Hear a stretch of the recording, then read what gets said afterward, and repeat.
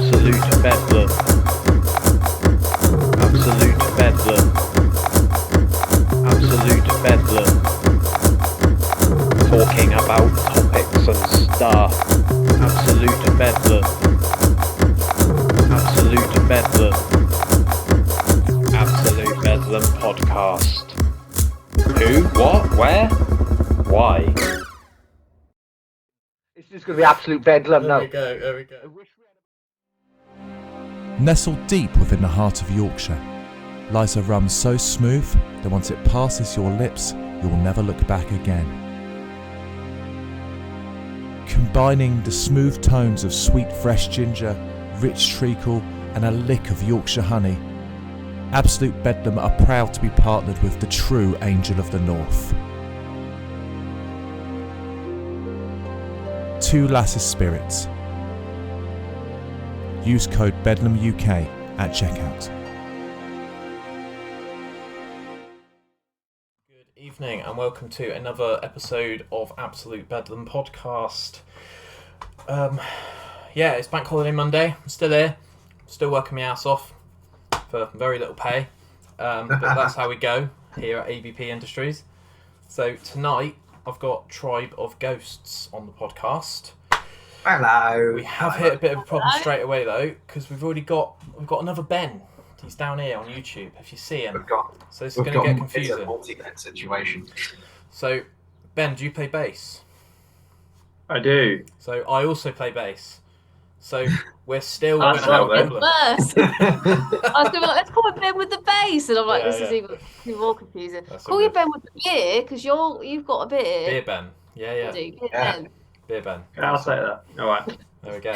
So we got Becky, we got Ben, we got Adam. So we will get into how I know Adam in a bit. But first things first, as always, every conversation starts with the same question. How was school life for each of you as individuals? How did you get on? It was a fun ride. I went to an all-girls school, so it was, I think, actually probably quite a good practice run of how to deal with the music industry and all that in general. Because I'm like, oh, it's a brutal industry, it's fickle as hell. I'm like, I went to an all-girls school. I've been there. I kind of know. I think I've dealt with the best and the worst of experience because of it. But I had a really good fun time. I mean, it was a place. Probably the pros of being an all-girls school is like how empowering it can be, as well as how ridiculous and horrific girls can be as well. So a mixed bag of just like fun and hilarity, really. I actually met up with some old school friends last week and just reminisced a lot and sort of talked about all the crazy things that kind of happened, as well as like all the fun stuff. So a weird extreme mishmash of being a teenage girl, I guess. Fair enough. There we go. Who's next? I'm guessing mine's probably the sub story technically, but more so in a way of going undiagnosed ADHD and dyslexia does not work very well in conventional schooling. It was an experience. I did as hard as I could, and it didn't really work for me. But I went to college when I turned 18, and after that point, found what clicked for me. And college was amazing, and university after that was one of the greatest experiences ever. So to the point now where I'm back in education doing a teaching masters. So I've gone from education is something that doesn't work for me into I'm going to hard education. Nice. What about you, Ben? It was all right. I tried my best. Yeah. Yeah. Try to avoid doing as work as possible. I don't know. Yeah. If just to expand on that question, if you could have like a one-liner for your report card, so mine was Ben was pretty good at most things, but he could have definitely applied himself better. Can you remember yours, or do you want to make one up on the spot and pretend it's real? Yeah, mine is exactly the same as yours. Would do so much better if he only applied himself. Yeah. Absolutely. I'll probably say mine was like definitely like before sixth form. That was mine, and then I kind of just went bonkers in sixth form, and it's probably like she needs to calm down. But probably, yeah, mishmash of the two really. Nice. Can you remember the naughtiest thing you did at school? Mhm. I got caught drinking at our school musical and got kicked out of the last show in the interval. That's the naughtiest thing I did. Ben, do you want to go with yours? I couldn't possibly tell you that. That's right. Mine was when I was in sixth form. On our final day of this, when everyone was leaving, everyone was going to go to uni, or in my case, go to college and basically do sixth form all over again. We basically terrorized the building. So I stole all of the hooks that kept the windows open. So Nice. so I did that, stole all the bits for that, and I think the other one was I helped draw a penis in the front garden of the front of the school on the green in Weed Killer. So there's just like a willy. You strategic fucking nightmare, Adam. I like it. It's not just to smack someone because they're annoying me. It was No, mine was planned. I'm going to bring in a screwdriver and steal the things that means that during the summer you can't keep the windows open. Nice. Kind of, in a weird way, we kind of got a question about that a little bit later on. But yeah, we'll have to retread that in a bit. So, right, school's done, everything's done. We're going to talk about music for a bit. Hey. So, Tribe of Ghosts, got your Instagram bio up here, which I quite liked. It kind of sounds a bit Black Mirror-y. It's dystopian music for a totalitarian world, which I quite like. It's quite rolls off the tongue. And I've seen that you've got management now. I think that's your most recent post on Instagram. So is that It is indeed. Dark Mother Management? Is that right? Yep. So- Our manager Tony, part of Dark Mother Management. She's fabulous. We're really excited. She manages quite some of our friends and people who really inspire us at the moment, who are up and coming in the industry. So to be part of sort of Tony's empire that she's building is really exciting, and we can't wait to make some magic and show everyone what we've been working on recently. Love that. And I've also met Adam several times, probably drunkenly in Finns, through King Leviathan, which was your baby back in the day. Just specifically for Adam, how did you go from King Leviathan to Tribe of Ghosts? How did you find that transition period? Well, so we always kind of say that the tribe that exists now is not the tribe that existed previously, and we're basically in our year zero. From the old school stuff, that was the stuff as much as King was going in a certain way, the stuff that I wanted to do was really heavily influenced by what Tribe was, and Tribe was a way for me to recover from a lot of severe mental health issues, a lot of severe mental health illnesses that I was working through. So, getting into Tribe was cathartic, and then now with us being in year zero and Tribe of Ghosts being what it is now, it's this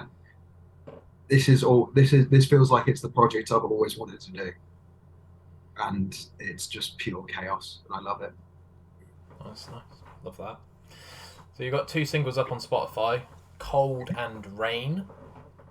And before recording, you wanted to ask about potentially releasing another one. So did you want to do that now? Is that good to do? So I guess this is coming out 2 weeks today, so the single will officially actually done my calculations. It will be out into the world. So we are releasing a single, Sunburner, Deny the Rot. Will be out on the 24th of April with full music video over on all distribution sites, so Spotify, YouTube Music, Apple Music. We're super excited for this one, especially because it's our first full music video. The others, I think we did a visualizer for Cold, and when Rain came out, we were so busy with so many other things we didn't even get a visualizer out for that single. So we're really excited that this is coming out for full music video, directed by Luke Bateman. And we also have an incredible artist featured, Ben Mason, another Ben. The world. It's a multi-Ben bonanza. Monopoly. It's a Ben bonanza, guys. So Ben is known for as vocalist in Bound in Fear and in Pint Glass. He's one of our good mates with our drummer Danny, who can't be here today. And we just can't wait to show you. We always talk about how chaotic our music can be and the mishmash that it is, and of all our influences and things. But I think, and I'd say maybe some of that is shown in our previous singles, but it's so prevalent in this single of how ridiculous we can take things, and especially when we want to use it to present a message or a vision, and especially in this single. I'll let Adam speak about sort of the vision and stuff for lyrically as well. Yeah, so it's actually a Sunburner is a rewrite and I'd say a rebranding of an old song that we had, and it's one of the songs that I wrote during my recovery period, and it was whilst I was recovering after I'd basically before the old band ended, and during that period of time I was dealing with generalized anxiety disorder that hadn't been diagnosed, and I hadn't realized that's what it was. I was just in a severely terrible mental place, couldn't really do anything physically properly, and one of the things that happened was any time that I caught the sun, like just saw the sun in the morning or just whilst I was out during the day, my entire body just felt like it went into severe physical pain. Like I couldn't, looking at it would just cause me to react in straight out pain and discomfort. And it became one of those things where it was like, oh, okay, this isn't normal. I shouldn't be doing this. And the sun kind of became a bit of a catalyst for my brain kind of falling apart. So that's the song's about that, and about kind of denying what I was doing and what I was doing, denying my mental health and not really going for it. And then as it goes along, it is about kind of accepting that I was unwell and starting recovery and starting treatment. That's what the song's about, basically. Nice. So, questions on singles. This is just a random one that I'm kind of throwing out. I asked Harbinger this, and we descended into a 45-minute conversation literally about this question. So if we could do that in a slightly more timely manner, that would be massively appreciated. I'll attempt it.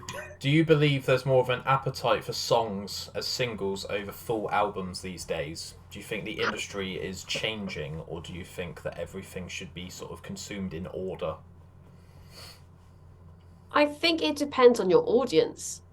So I would say that you could definitely argue that for perhaps younger audiences. We live in a very attention deficit kind of world at the moment with TikTok and things and stuff like that. I think they want to consume songs quickly and fast rather than wait perhaps for a whole body of work.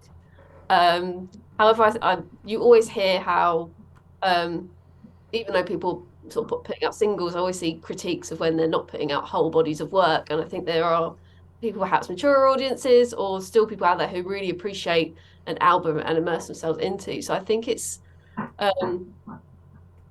weird one. It's something that we've actually fought with ourselves, because we kind of, seeing who we engage with, we sort of straddle perhaps the more modern and more up and coming kind of industry and the artists that we're playing with, and also with our roots in more traditional metal subgenres.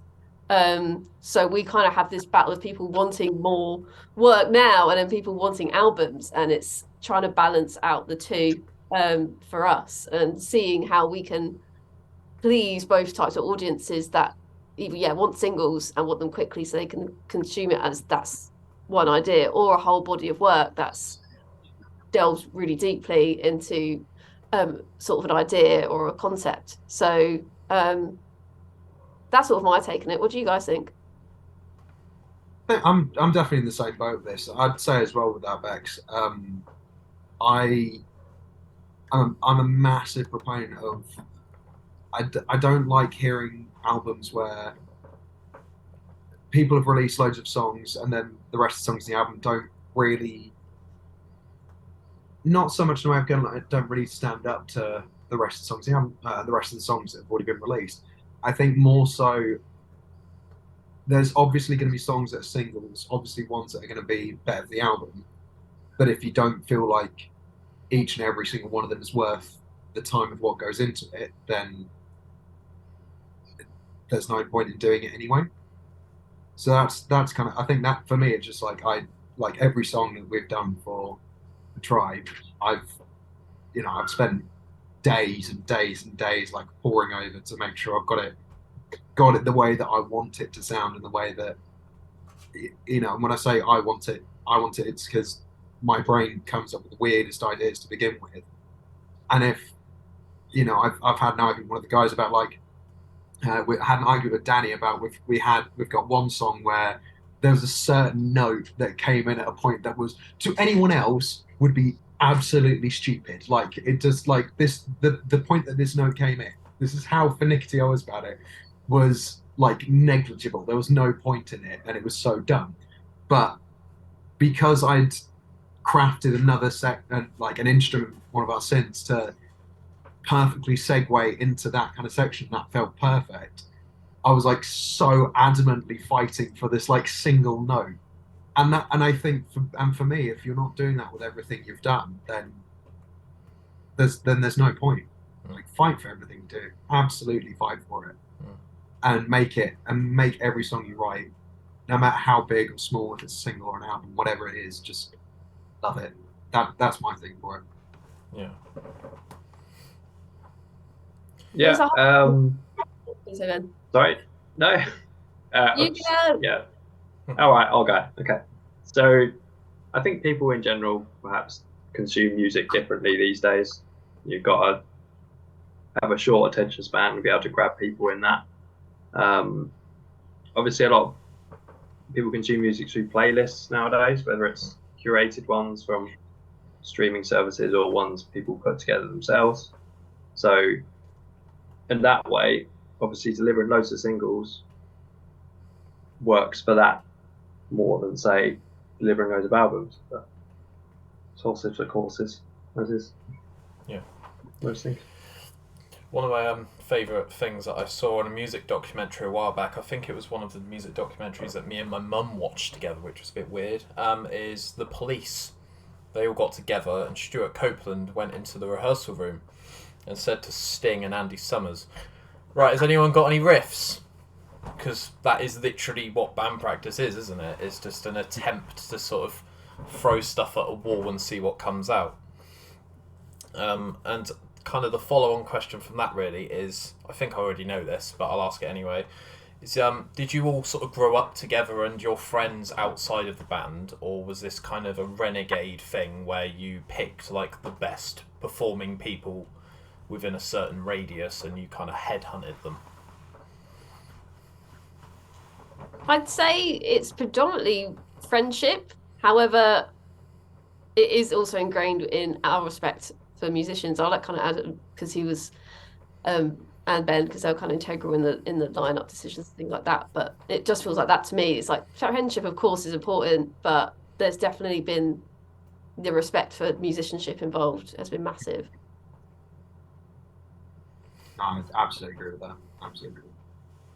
So we kind of all started. So me and Adam have known each other for like 11 years, nearly coming up to 11 years now. We met at university quite early on, and then the roots kind of started with King Leviathan and Friar's Lantern as well. If you guys want to elaborate, if you know more than that than I do. Yeah. So I think we've all known each other for a long time, whether that's through being in bands together or knowing people in the same bands and that kind of thing. So I guess a kind of mixture of both. I mean, Adam's best posed to answer this one in terms of the lineup and stuff. But so yeah. Well, when we Ben's had it right, and same as Becky. It's basically this was a mashup of. It was absolutely a mashup of Ben's previous band with our old drummer and King Leviathan, just mashed all together. And where we got to year zero, how we got there was our old drummer left. Danny joined because we invited him to join in because we did basically like we don't really want to play with any other drummer because we want to play with someone that we know and we're friends with. Not that we don't know a lot of other drummers, we know a lot of other amazing drummers, but ones that we know we work well with in a band, and it's rare to find them. So for us, we know Danny, and Danny, I've shared hotel rooms with him, so I know, I'm like, yeah, no, I'm confident. I'll massive. Absolutely, it's like I'll be absolutely good. If you can share a hotel room with someone, then you're probably going to get on. Oh yeah, and then because of my long-term kind of health stuff that I've been having for the last 8 years, we basically invited Becky to join to help me with the vocal stuff. To kind of that originally it was based. I think the original idea of the band was that it was going to be kind of our version of the Mariner album by Cult of Luna and Julie Christmas. So that was kind of where we started off because we didn't have much of the electronic stuff when we first began. When we first started off, we had some samples and bits like that, but we were a very heavy, heavily guitar-based band and heavily rock, metal, kind of metal-centered thing. And then when we hit year zero, Rob left the band, so it was kind of us four, and we all. The reason why we call it year zero instead of going, I know. And then as we went on and kept moving, just basically all four of us looked at each other and went, right, either we can find another guitarist or we can just do this from scratch and just do something that isn't really what we were aiming for when we first started off. Because we'd been talking about bringing in all these different elements and trying to work out how to do it. And I think Becky and Danny kind of led the encouragement of us hitting reset and going, no, let's basically blow up the band. Let's blow up the band as it was and just completely restart it. Yeah. We tore old songs apart. That half the songs that we've got are none of them that are ones that we had previously. We don't play any of the old stuff. We're an entirely new band basically. And we just wanted to keep the same name. Yeah. So hit complete year zero. It was even to the point where we almost changed the name at one point, but not at the year zero, but we almost did when Becky and Danny joined. And then, when we hit year zero, we were just like, well, let's just go back to the drawing board, keep the name, and just go from there and see what we can do. Which ended up with us just going absolutely batshit.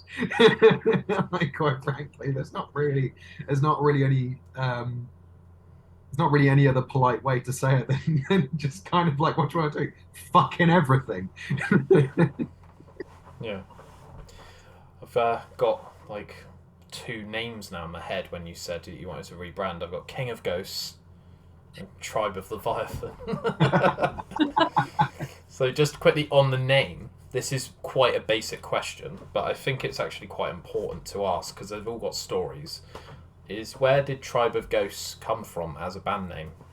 I'm really sorry, there's no story behind it. It was it was something that popped up in my head years and years and years ago. I went, oh, that's a really cool idea. That's it. There's not really anything else.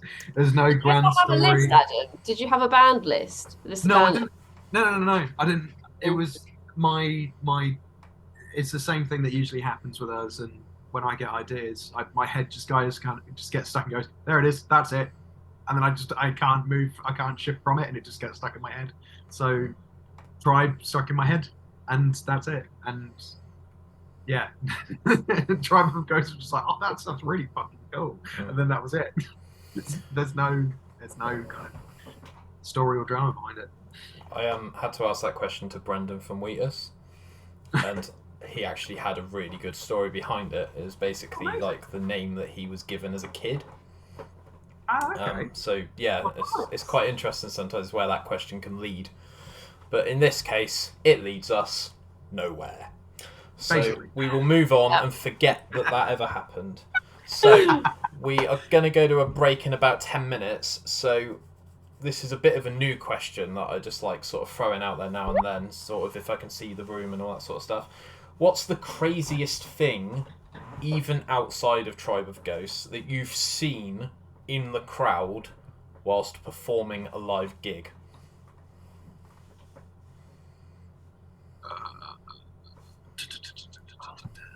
I haven't actually seen anything too crazy apart from like just how people have crazy interacted with me. I think my favourite story, which isn't my own, it's Adam's and King Leviathan's one of a crazy, very religious lady in Hastings, and that's started fighting. Stories. Yeah, that is my personal favourite story. Nice, love that. Mine is.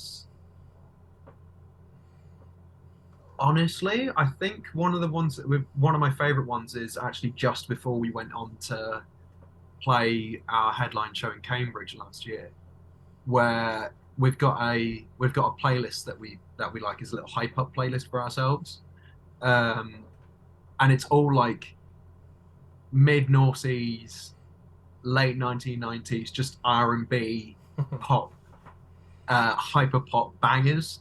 So it's just like absolute club floor fillers, and we just get so hyped up and listen to it. But one of my favourite moments was as we were loading our gear on for Cambridge, getting ready to go. The promoter, Carl, wonderful, wonderful man, looks at us and went, "Who the hell? Like, what the hell is this? Who put this on?" I went, "Zaz." He goes, "This is brilliant because look," points it over, and there's like a bunch of like metalheads over by the bar, and these guys aren't suddenly like, "What the fuck is going on?" Like getting weird. They're all just like twerking. Like every single one of them is just dancing, and it was the greatest moment of everyone after a full day of just like metal and heavy stuff, which was awesome. Don't get me wrong, but it was really nice to see everyone enjoying this kind of palate cleanser and just really getting into a really cool vibe. Yeah, it was really fun. That was cool. I remember actually when we finished that set, like they put our playlist back on, and immediately "Milkshake" by Khalees came on, and it was just like just sort of finished this ridiculously heavy riff, and then it just straight into Khalees. It was just excellent, and it just makes me laugh because I've like it does have metal in this playlist as well. Like it's cool. You call it "Powerful Women" and "NB Babes," because and it's just a mishmash of like of these women and envy babes, and it's metal and pop, and it's trying to just catch people out a little bit. So it just kind of, but it's kind of also a mishmash of, well, at least sort of our influences as well, and like how we like to really play and mess around with pop as a genre into metal, and like how you can ingrain it in a way that's kind of twisted but really really fun. So yeah, that was my little anecdote to add there. I do have a story, but I wasn't playing. I was watching Deftones at a festival in Paris. Yeah.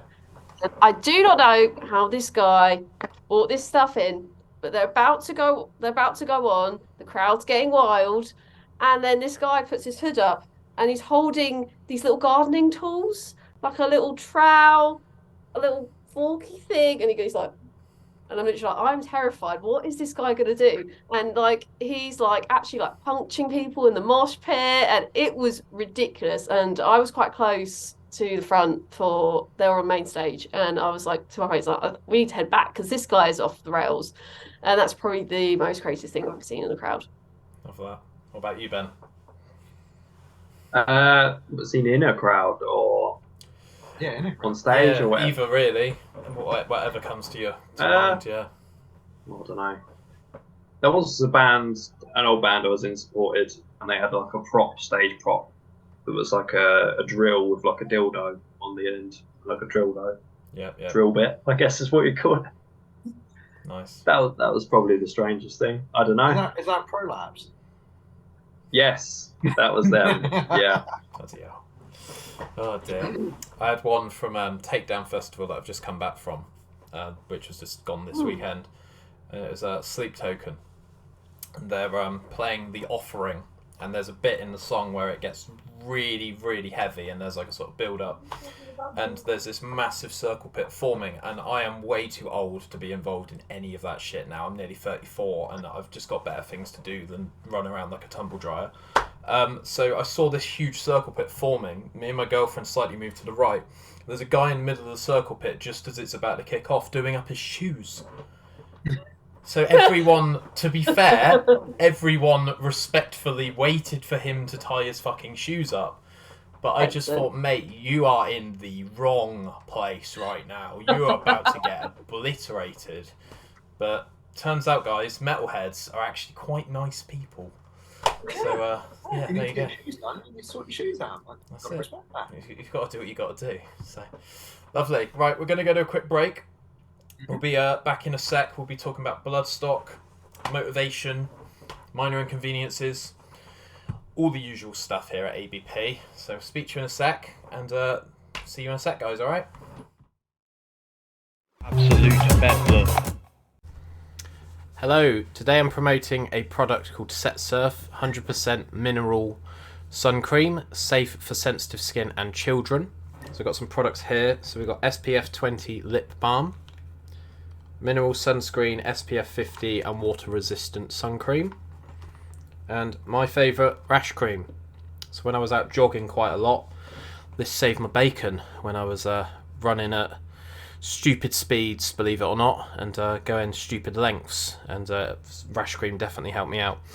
So yeah, reef safe, coral safe, www.setsurf.com, shop the range, use the code Bedlam20 for 20% off at checkout. Let them know that I've sent you, and yeah, enjoy. Absolute bedlam. And we are back.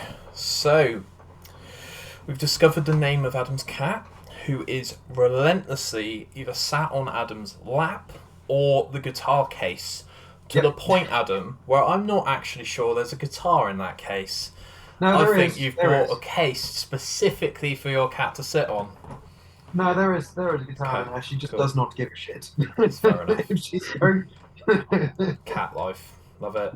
Also, just quickly, before I continue with the questions, I've recently interviewed someone in John's front room, which is downstairs, which is why I'm pointing down.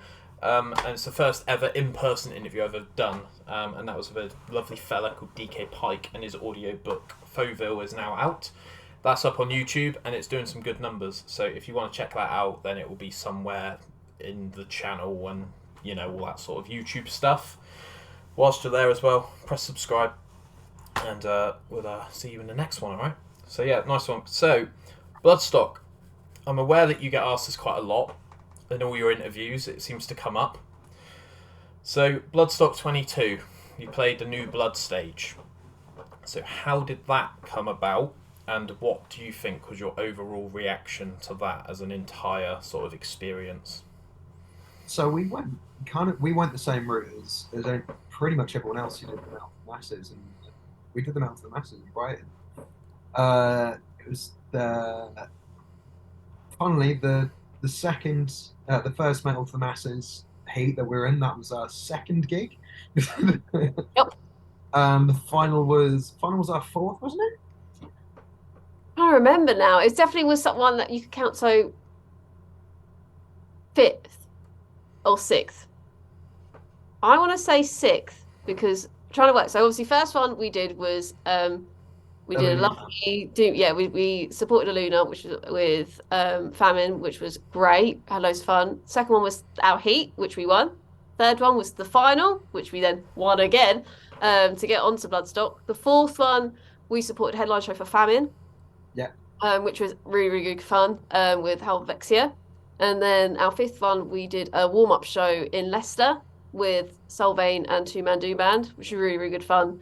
And it was really amazing because we got on really well with Solvane. They're really, really great mates of ours now as well. Love them. So great. And then Bloodstock was our sixth show ever as this four-piece. So we came sort of fresh, ready for action. And then we were hit by the wall of heat. That was the heat wave that happened over Bloodstock weekend. And It was so much fun. I'm just so glad that none of us got heat exhaustion by the end because it was ridiculous. It was Bloods 22 was amazing. Like it was so fun. Madness to say the least. Very busy as well. Like when Simon gave us the opportunity, it wasn't even a case for us to be like, right, yeah, it's gonna be such a fun weekend. It's gonna be so good. As soon as we got announced, it was like, right, hard work. Now the hard work begins. And it was like not even that the first bit was hard. It was really hard. And then we was like, right, we're gonna go even harder. So yeah, I think we all joked about it and said like we didn't really have a party day and a bit of a celebratory day until like Sunday because the rest of the time we've got interviews, we've got to do this, we've got to have this meeting, we've got to go find these people, we've got to do that, and we've got to do this, we've got to. No, it was so good. Can't thank Simon and Mark as well who ran the Metal to the Masses in Brighton. Cannot. Sorry about the auto thumb up thing. Love it. I don't know who did No, I that. don't need to raise my hand either. Stop. It was one of those things where obviously Bloodstock is a celebration of metal, like really extreme metal, but and for all the bands that go there through Metal to the Masses, not to New Blood Stage, it's a really fun opportunity to actually be seen in such a brilliant platform. And because of that, there's a lot of opportunity to expand further, and we just kind of grabbed that with both hands and did everything that we could. So like Adam was saying, we got a few days before, you get told that not a few days before, a few weeks before even, you get a media list, and you get told, right, this will be your press day, la la la, and we just emailed every single person, be like, can we have an interview? And we booked in as many as we could, and then on the day of our press day, which is the day that you perform at Bloodstock, we all took it in turns to go around the press tent and like schmooze people, and see if we get any more.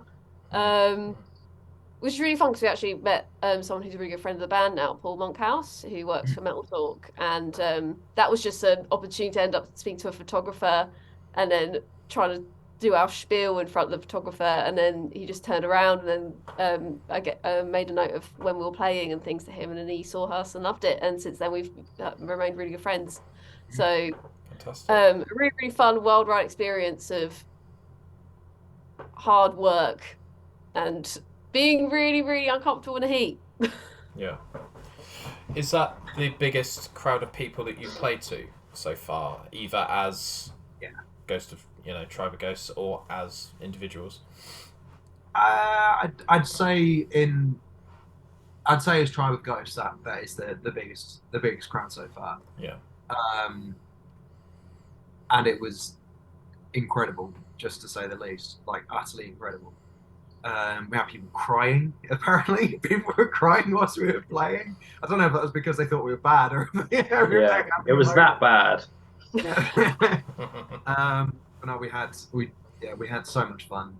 So much fun, and we got a lot of. We were talking to those people afterwards, going, we always want to have feedback because we always want to get better. We want to make our shows better and make our and we just want to keep improving and always want to be the best that we can. So we're just like, what did you think? What could we do? And I think the greatest lines that we kept receiving, the best things we kept being told was that was different. Like from pretty much anyone that we talked to, it was just like, whatever that was different. Nice. That was very exciting to hear. Yeah. Love it. Right, so I've got some more questions written down. As Tribe of Ghosts, as individual members of the band, do you all have a secondary or third function as well as just showing up and playing your instruments and writing music? So social media, marketing, networking, replying to emails. What do you all do separately outside? Well, we all kind of take the secondary roles, but it is primarily a little bit of a mishmash, to be honest with you, apart from like some specialist things. So, like for example, Ben has been setting up our online sort of press kit that we send to press and things like that.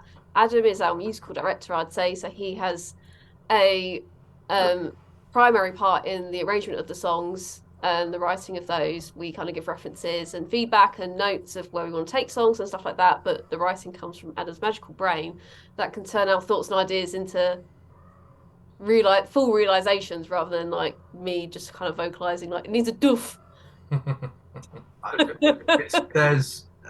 We had a wonderful interview where someone was asking like, oh, so how does the songwriting work? And it was basically, and then Bex just replied with, everyone, all three of us, put all the ideas put all the things that we think sound cool, pour it into Adam's head, and then leave him for a bit and just see what happens. Okay. So essentially, as a songwriter, I kind of I'm not so much I'm writing everything and you're going to be playing exactly what I say. It's more of I'm the melting pot and I'm everyone else's conduit. Yeah. Feed the ingredients and see what comes out. Yeah, basically. Yeah. And then Becky leads our social media, does a lot of the social media planning. Gig booking is kind of a combo of me and Becky's done a few bits and pieces, and Ben's done some as well. So we kind of share that between all of us. And then merch and driving, merch ideas and driving around. That's all Danny boy. Danny comes up with the ideas for what he wants to do with the merch, and then what? Can you stop, please?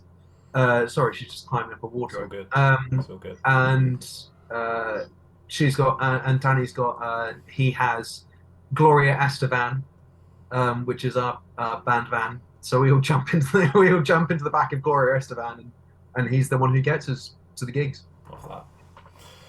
There's definitely a correlation, Ben, COR, where drummers seem to love driving, and I used to think it was like a clutch control thing.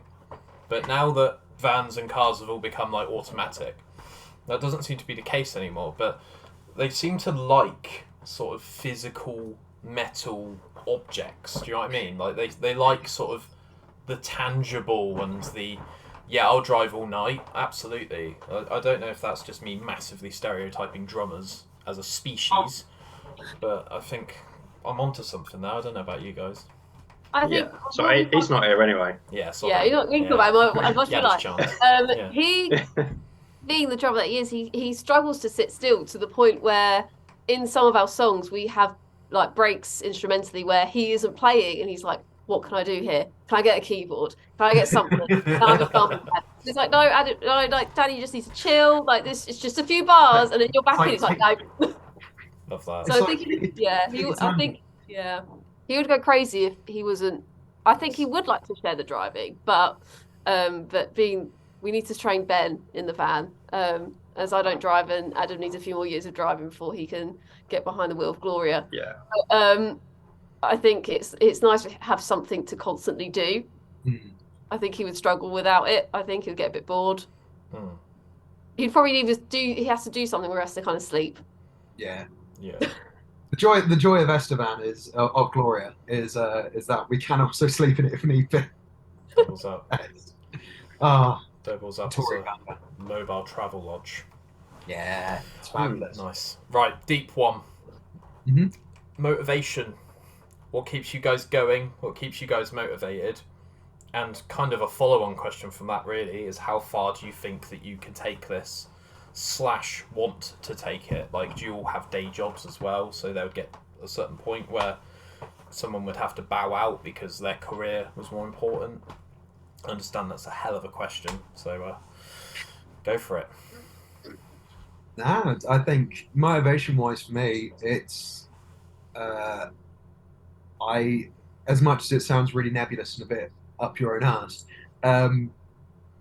I just always want to do music, no matter what it is, and this is the first time I'm able to do something where doing, like, writing whatever and doing whatever and playing whatever and letting every nuance of my brain go and make absolute chaos is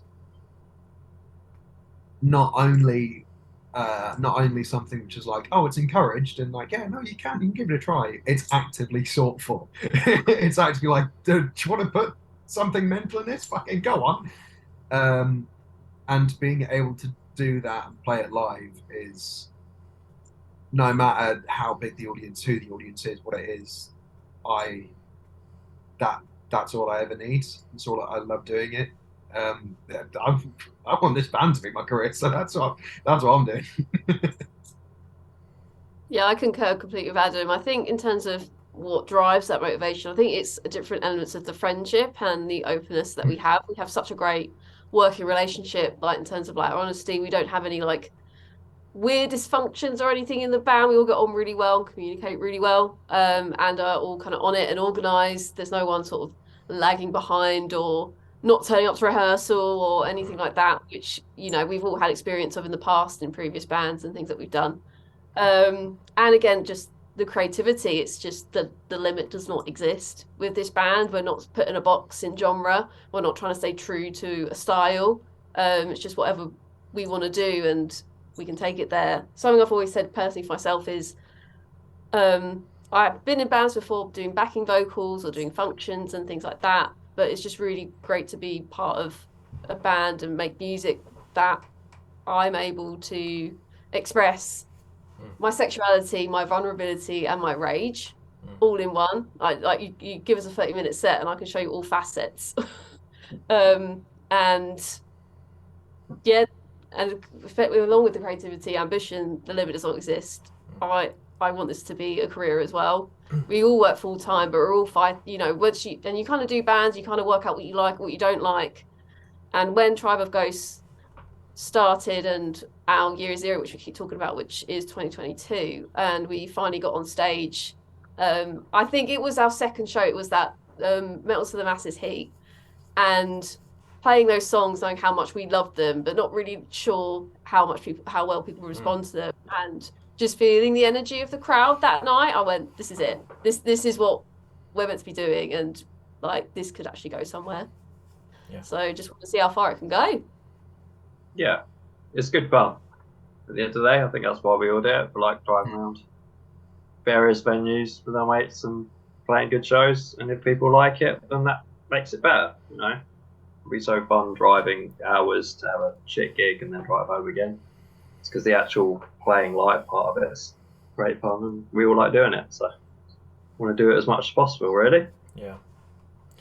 I always saw myself as a bit of a realist. I'm not necessarily a pessimist or an optimist, but I always saw bands that played to other bands an opportunity to have a free practice rather than paying the studio £36 or whatever it was, in Weymouth at least.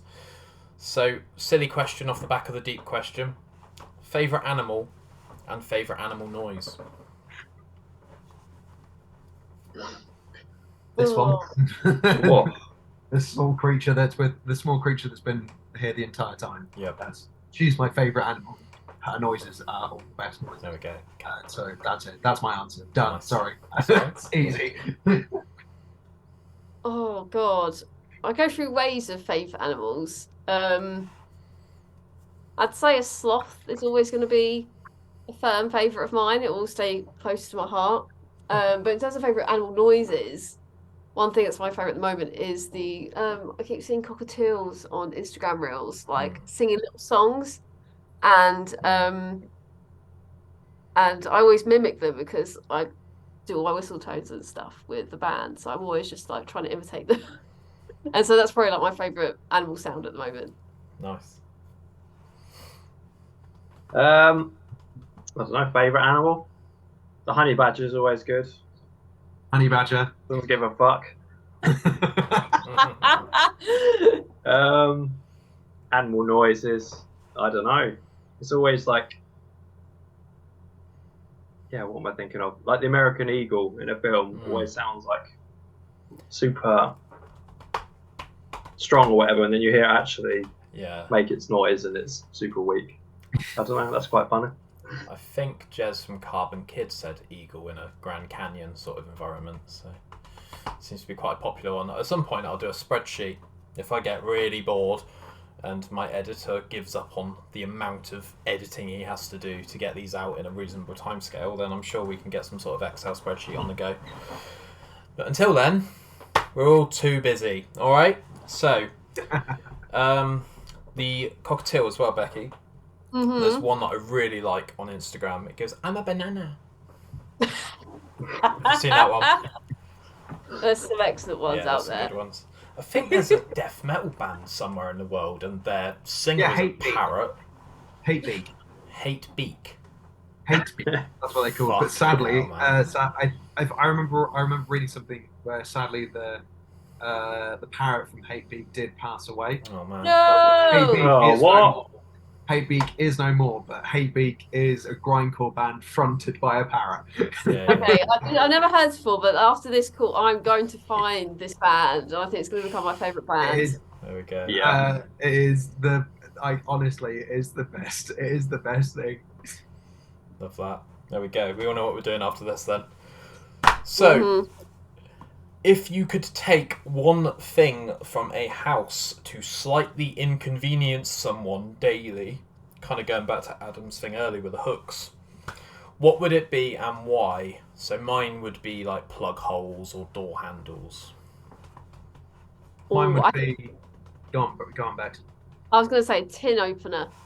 Nice. Take all tin openers, so they're just stuck with a can of beans, not knowing what to do. Good one. Mine is any object that's in a person's house that requires batteries. Take one of the batteries out of all of them. Evil. I would. I'd say go to someone's cutlery drawer, get the forks, and like take all the prongs off apart from one. Just kind of have this stabby thing that just doesn't do the job. Kind I'd of, be annoyed if it happened to you. that kind of sounds like the premise for a new X-Men film. Like Magneto just going around just being a bit of a knobhead, you know. Not killing anyone, just sort of doing house Just mildly chores. inconveniencing and annoying Yeah, yeah. everyone. Yeah. Mildly inconvenience men. There we go. Favorite fast food?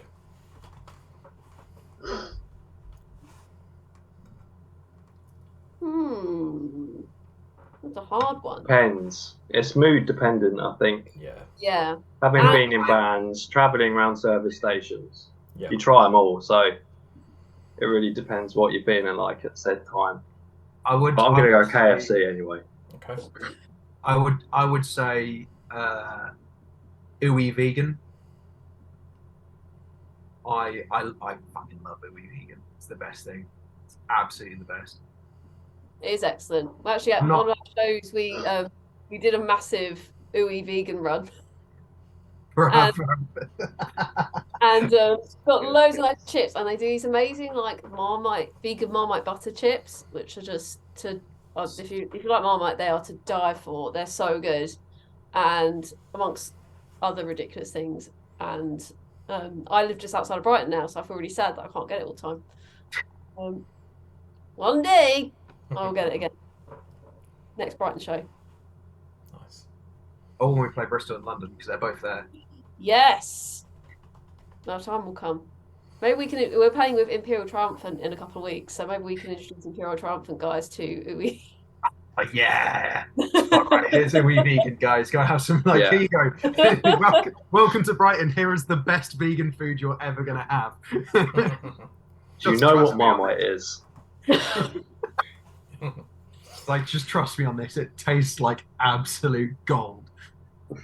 Nice. Was that everyone for that question, fast food? Yeah. Yep. All good. Right. Minor inconveniences. So this is more so about just day-to-day life, either in or outside of your house.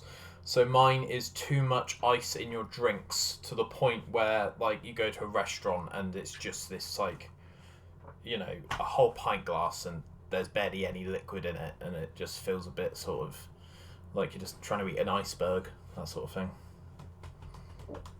I have quite a strong minor inconvenience thinking of that. So, where my day job is, we have like a nice office with like a fresh filter coffee pot that we make. And my minor inconvenience is when I make that, and I'm letting it pour through. So I'm just doing my jobs, and then I turn around 2 minutes later, and it's basically empty, and I'm the one who made it, and I think that's extremely rude and very, very harsh.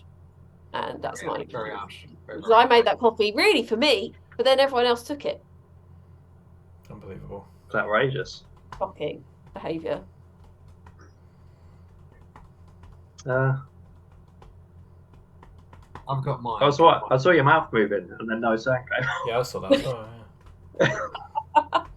Go on, you go first, Ben. What was I going to say? When you have a can with a ring pull and the ring pull snaps off, and you've not opened your can, that happened to me the other day. It ruined my day. So that's my answer. What was it? What was it a can of? I think some beans. You know. Oh, the beans! The dreaded beans. It's already when you can't be asked to cook a meal, and now it's just like, oh, I need to go to the drawer and get the can open. Life kicked you when you're down. It does. Mine is inconvenient. When I say mine's an inconvenience, mine's a minor inconvenience that literally means nothing by any sense of the word when I say this. But it just annoys me a little bit, and I don't really know why. Is when you go for meal deals at like Tesco or Sainsbury's, stuff like that. Yep. I always go for wraps because I prefer wraps anyway. But it's when a bit of the wrap has come out and it's against the pack, and it's up against the packaging. Oh yeah. I'm just I'm just looking at that, and I'm just like, the structural integrity of this wrap irritates me, and like nothing else really annoys me. Like nothing else annoys me, but seeing that just sets something up, and I don't know why. It's like the most pointless thing to be annoyed about, but it genuinely is a minor inconvenience. Like, for God's sake, sort your rap game out, Jesus. Yeah, I've done a meal deal question for probably 120 episodes of this, so I changed it to the fast food question just because there's only so many options in Tesco. But yeah, I can feel you on that. I also find like the chicken Caesar wraps, they can be quite stodgy and quite sort of... They're not fun. Yeah, you kind of don't trust that the wrap's going to sort of hold it together, you know? It's always rare when you find a shop that does a good hoisin duck wrap. They don't do it right in most places. Don't taste right. Yeah, I say that. They're pretty naff anyway, but it's like there's a level of naff. There's like bad naff and good naff. Plans for the future as Tribe of Ghosts. Any gigs coming up? Any singles about to drop? What's next, sort of between now and the next 6 months? Oh, well, obviously we've got our single release, Sunburner, Deny the Rock, featuring Ben Mason, coming out on the 24th. We're supporting Imperial Triumphant in a couple of weeks. We've got a string of shows in spring. So check out our socials to get all the deets on that. We'll be halfway through our spring shows by the time this comes out. We're playing Night Before Uprising.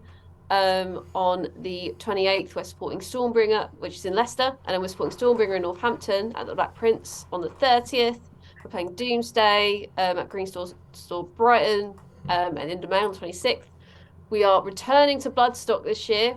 We got invited back. We're playing this opening on the Thursday on the Sophie stage this year, which I'm really excited about, and we'll have many more announcements very soon. Is there anything I missed? We're playing in Reading in July, so we're gonna in June we're gonna be July we're playing in Reading, playing with 100-Year-Old Man and Mercury as well, and a load of other bands like Terribly.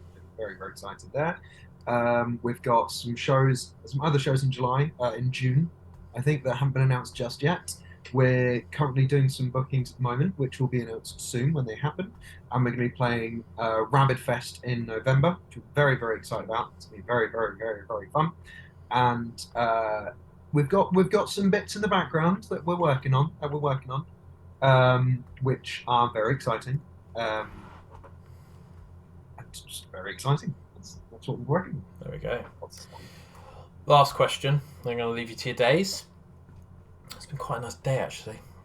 Glad I went for a pint earlier. It's a nice little opportunity to go outside in the sun Obviously, it's Lovely. not quite as sunny as it was because it's 7:30. No, it's not. It's nearly 8:30. Jesus Christ. Time flies. How do you want to be remembered? Either as individuals or as Tribe of Ghosts? Yeah, that's the question, really. I'm not really sure how I can elaborate on that. How do you want to be remembered? I made horrific noises and loved every moment.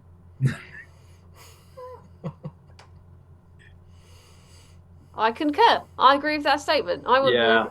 too. That's our answer. Fair enough. Fair enough. You can either take a deep philosophical existential crisis, or you can just make some noises and hope that people listen. That's I kind of prefer, what, yeah. kind of I what this don't like is, that really. main character energy of like, what's my inner purpose? Yeah. I like the wild card side character storyline, and that's what I want for me on a personal level. Oh, Is just to live life without needing to worry about the inner purpose of it all. it's I have no idea what's going to be happening in the next year, let alone what's going to be happening in 5 years, 10 years. I've got no bloody idea. All I know is that I want to have fun the entire time I'm doing it, and and so far it's been a lot. There we go. And I'm doing it with my best mates. Awesome. Best mates as well. Fantastic. Any bands you want to give a shout out to? Any gear companies? Any specific venues? Anything like that? The floor is yours. You've got sort of 5 minutes. Green Door Store, always look after us. Love that bunch. Dartmouth Management, absolutely amazing. Forlorn, Fake Death, Street Grease, they're amazing. Our family. Kemper, because I'm never going back from anything now. Guitar wise, I'll launch my guitars at anyone, so I'm really sorry. That's me. Go. Everyone else go. Shout out to Full Stride PR. Hope we got some exciting things with them very, very soon. Shout out to our dear friends Luke Bateman, who is director of music videos coming out. Shout out to our main man Steve Pengerly, who is an absolute sweetheart and a dream. He's done so much for us, sort of front of house and behind the scenes. We couldn't be more thankful for him. He is awesome. Who else? There's so many people. Sophie, our sound engineer. Yeah, Sophie, our sound engineer, she's coming up with us on a load of shows this spring, and we're so excited. And shout out to Luke Lawley. They've done some promo shots that we've started to dish out. Thank you so much. They're incredible. Matt Pugh and Paul Stanley. Who does Daddy Symbols? Danny Symbols, yes. Danny Symbols. Let me find out which ones they are. I quite like the name Danny's Symbols. I think he's onto something there. We'll get him on in 5 years, and he'll be like, "It was that day that they interviewed that I decided I wanted to start my own symbol company." T Symbols. That's what they're called. Yeah, shout out to T Symbols. Thank you for your amazing symbols that were custom engraved with our logo on. They're very fabulous and very nice. Anyone else? To every promoter who's booked us and worked with us. Simon Hall and the Bloodstock team. We're so grateful for the opportunity that we had in 22 and to come back 1 year later in 23 is unbelievable. Thank you so much. I think that's it for now. I'm hoping in a few weeks we would wish there was, if we'd done this in a few weeks' time, there'd be more people to thank if things get out. So shout out to anyone we may have forgotten. Yeah, like every band we play with, every band we play with, everyone who's up, like every friend that we know who support us and just giving us love. And I feel like we've made a shout out to a load of them. I know that we've missed a lot of people, but it's like we could be here for literally the next hour just shouting out everyone who's just been so amazing. No, I get that. That's supported cool. us. Ben, if you fancy a beer endorsement, now's your opportunity. If you want to show the camera what you've been drinking, it's completely up to you if you want to or not. how good the beer I have is. to go to the bin. Shout out to all the bins out there. Yeah, bin Every endorsement. bin. I'm down for that. Nice one. A shout out to Gloria, to the mighty Gloria Oh Esteban. yeah. Nice. I think one of my goals on Absolute Bedlam is to get sponsored by Travelodge because I could go to more gigs. Yeah. Because I've just spent fucking 300 quid at Takedown because I had 2 nights instead of 1. So if Travelodge can hook me up with an 80% discount code, then that would be massively appreciated. But yeah, nice one. Well, it's been an absolute pleasure speaking to you all, and I'm glad that we made this work because I think this has been on the cards for a while. So thank you all so much, and thanks to everyone for listening, watching, viewing, and subscribing. And keep it Bedlam, all right? Nice one. Speak to you soon, guys. Take care. Absolute Bedlam. Shanty Spirit, based in Bournemouth, UK. Dorset Botanical Seaweed Vodka. So I met these at Bournemouth Air Show 2 years ago, and I wanted to get them on the podcast, which I've done in the previous episode, and I wanted to speak to them and promote their products because I think they're onto a winner. So this is vacuum distilled for fresher flavours. Lots and lots of different seaweeds go into this amazing vodka. Doesn't taste like the usual stuff that you get from the supermarkets. It's got a bit of a sort of story to it and a bit more of a twist. It's had some awards, and I'm hooking you guys up. If you go to www.shantyspirit.com and you type in the code Bedlam discount for either 20cl or 70cl bottles, then you'll get 10% off your purchase. Shanty Spirit, drink to enjoy, drink responsibly. Absolute Bedlam.